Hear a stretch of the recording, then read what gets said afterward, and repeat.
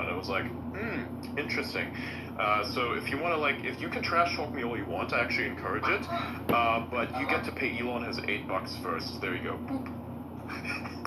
That's cognitive security. It's like looking at it going, okay, let me just turn that button on. Or like, just turn that off. It's like remaining completely calm and just, okay. I see. Okay, so at a base layer, that is cognitive security. I think that's a good explanation. It's like how much how much control over your own mind do you have?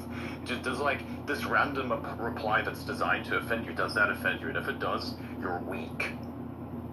Like just don't get offended. Let's go deeper into it. So when it comes to this kind of stuff, there's all these people, all these notifications calling you XYZ. It's easy to kind of brush that off. You just get some thicker skin. But what if, for example, taking this a little bit deeper, going into the future, I think every single human that's gone through life and like reached adulthood and dealt with the real world, they've encountered traumas and shit like that, and it's nothing like unique or anything like that. It's just like something that we've had to deal with.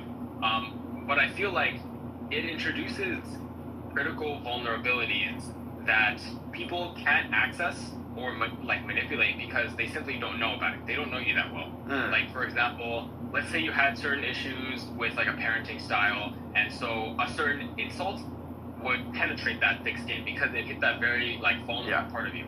Now, if a person knew about that, they could leverage that against you, and that would be like very bad. That's like how friends could betray you and stuff like that. Most of the time that doesn't happen. But what about all these people that treat ChatGPT as like their best friend, that are using it as therapy? Because we have that vulnerability at scale now. And that's quite different than somebody trash talking you in your mentions. So how do you combat that kind of, how do you prepare for that kind of cognitive security? Is it more like a preventative measure where you're like, I'm just not going to tell OpenAI anything about that?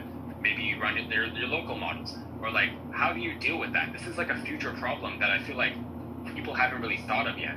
And I'm kind of interested to hear your take on it, as well as the other people that are on this space.